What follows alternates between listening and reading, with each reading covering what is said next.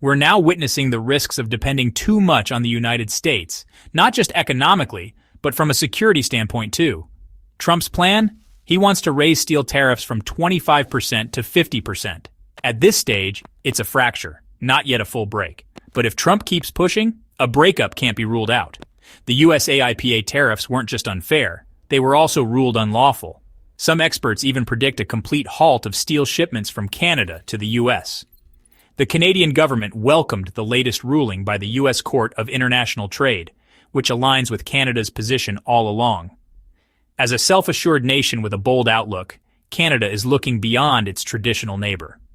Eyes are turning to Europe, Asia, and fresh partners on the world stage. No meetings, no advance warning, just a tariff hike, doubling the steel tariff without discussion. The message from America First is loud and clear. There's no room left for its allies. We're going to increase steel tariffs from 25% to 50% into the United States of America. Trump says it's to secure American steel. But for him, tariffs are weapons, and he's firing them like missiles. And this one doesn't only hurt Canada, it shakes the very core of North America's economic partnership. In a recent interview, Prime Minister Mark Carney said clearly that Canada is already working on new trade and defense agreements with the EU and Asia. We're seeing how risky it is to lean too heavily on the US in both trade and defense. So Canada will collaborate when interests align, but it won't always say yes. Canada is now standing tall with a confident global vision. It's forging deeper ties with Europe and Asia, choosing its next steps, not waiting on Washington. Carney isn't just signaling change, he's declaring it. Canada is no longer hoping for US stability. It's moving forward, whether or not the US approves. We won't necessarily cooperate. That's a loud and direct warning. Canada is stepping out from under the American umbrella. It's confident, self-reliant, and ready to work with other global powers. This is about more than just trade policy. It's about survival. Trump's erratic actions, extreme tariffs, and unpredictable diplomacy have forced Canada to wake up. Relying too heavily on the US has become a dangerous gamble. Whether it's on trade, security, or climate, Trump's America has shown it can't always be counted on. That's no foundation for a shared future. When Trump announced the 25% tariff back on April 2nd, Canadian steel producers were already in crisis mode. Shipments paused. Manufacturers made emergency calls. Now he wants to double it. This isn't policy, it's an ambush. Trump claims he's protecting U.S. steel, but he's really chasing political points, sacrificing cross-border stability in the process. These tariffs don't save American steel, they isolate it. Almost half of U.S. steel imports come from Canada, a close ally, not an enemy. Defense firms, aerospace companies, automakers, they all rely on Canadian steel. Raising the tariff to 50% is like cutting off your own oxygen and expecting to breathe better.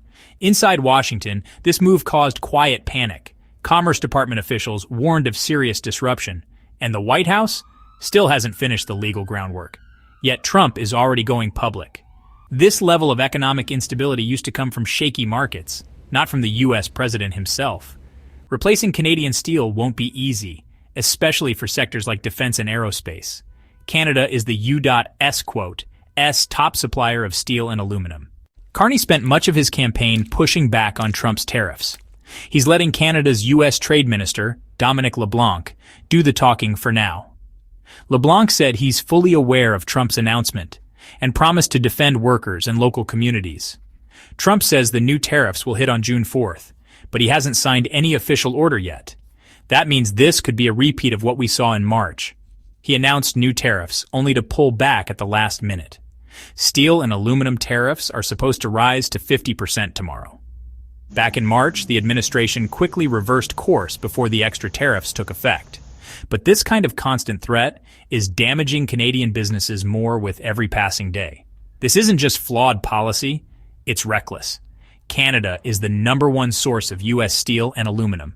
You can't remove half your supply chain overnight and expect no fallout. Sectors tied directly to national security, like aerospace and defense, are at risk. Canadian steel isn't optional, it's essential. And Trump hasn't even signed the paperwork yet. We've seen this story before. Loud announcements, legal confusion, and last-minute reversals. But while Washington fumbles, Canada suffers. Orders are paused, contracts delayed, jobs at risk. Businesses can't operate in limbo. They need clarity, not chaos. The deeper issue here is trust. For decades, Canada stood beside the U.S. in war, in peace, and in trade. Now Trump is flipping the script right in the middle of the game. This isn't a negotiation, it's a provocation. Canada's government welcomed the U.S. court decision, confirming what it had said all along, that Trump's AIPA tariffs were both illegal and unfair. Still, the relationship remains in trouble. The government notes that Section 232 tariffs still pose a serious threat to Canada's trade and economy, including steel, aluminum, autos, lumber, semiconductors, and pharmaceuticals. PM Mark Carney's tone is calm but clear. He agrees with the ruling, but he's not celebrating. Why? Because many harmful tariffs are still in place. Trump used Section 232, meant for national security, to hit Canada's vital exports. And those tariffs haven't gone away. That's why Carney warns that Canada's trade ties with the U.S. are still seriously at risk. This isn't a minor dispute. It's a rupture between two close allies. Carney speaks of building new relationships because he knows the old ways may not return. He's also hinting at working with new global players if the U.S. can't be trusted anymore. So, yes, the court win is something, but it also reminds Canada of how badly the damage has been done. And Carney is planning for a new future, where Canada stands tall on its own. While Trump plays economic roulette, Canada is preparing to walk away from the table entirely. Meet Mark Carney, Canada's new Prime Minister, an economist with strong ties to Europe, and no patience for Trump's unpredictability. He's not throwing insults on Twitter, he's crafting real strategy. And his silence on Trump's latest move? It's not weakness, it's calculation. For now, he's letting his trade minister do the talking. But Carney's next move? It could permanently change Canada's alliances. That 50% tariff isn't just about steel, it could be the final push that sends Canada straight into the arms of Europe. Europe is rearming, and Canada is joining the effort. The $900 billion Rearm Europe initiative is focused on one main goal: independence, not just from Russia, but also from the United States. For decades, NATO allies have relied heavily on American weapons, funding, and decision-making. But under Trump, that trust has been shaken. That's why the Rearm Europe project matters so much. It's not just a defense strategy, it's an exit strategy. Rather than continuing to buy American-made weapons, Europe now wants to produce its own. Instead of depending on Trump's unpredictable support, it's building its own security. And Canada joining this plan sends a strong message. They're done playing second fiddle to Washington. For years, 75% of Canada's defense budget ended up in American hands.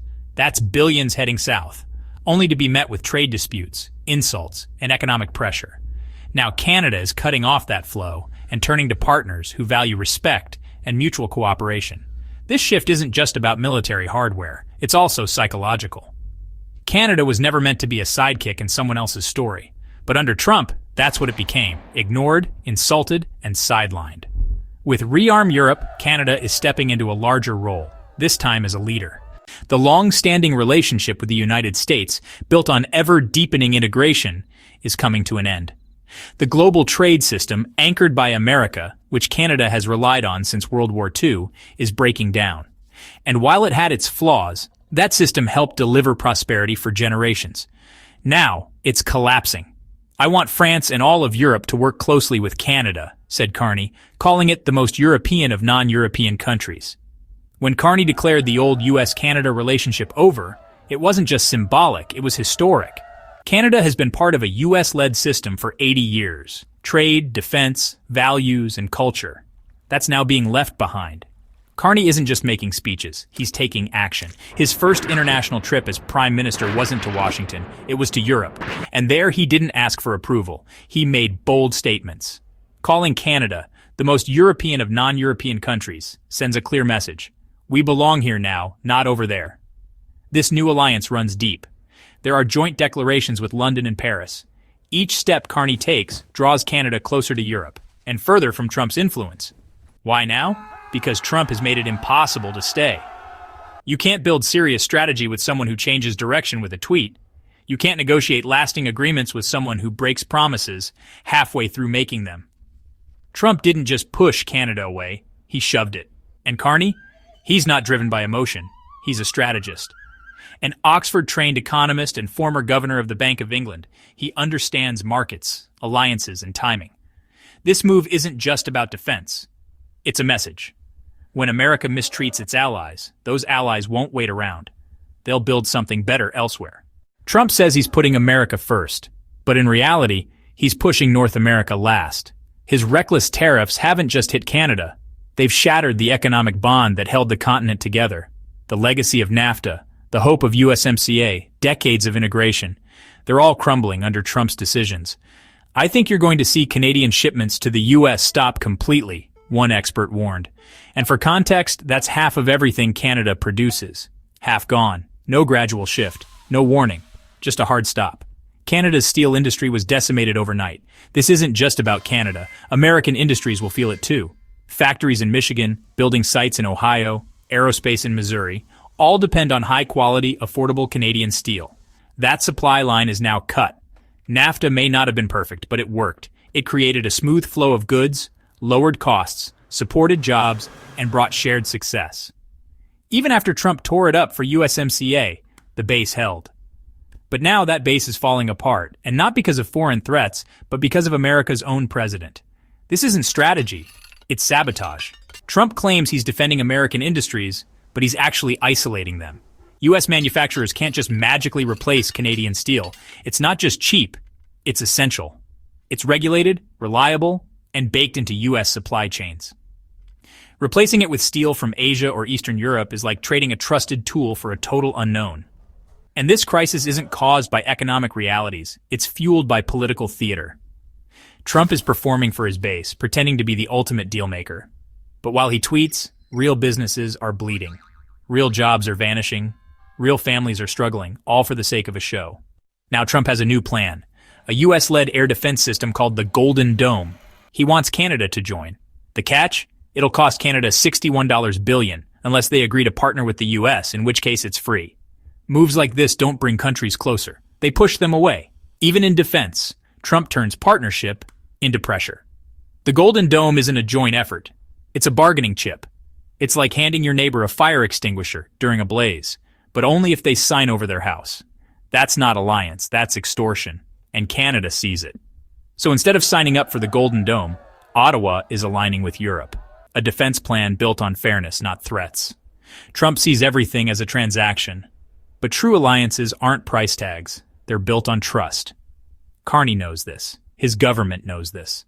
Security isn't just hardware. It's about who you rely on. That's why Canada is walking away, not just from the Golden Dome, but from the entire dependency model. Trump's bullying isn't weakening Canada. It's strengthening it. The split isn't loud, not yet. But the message is loud and clear. North American unity is broken, and the one holding the hammer is Donald J. Trump. The quiet warnings are turning into firm action. Canada is not bluffing. The steel shock is just one sign. The bigger threat is long-term. Trump is gambling with the one ally who has always stood by America, and he may lose the partner America can least afford to lose.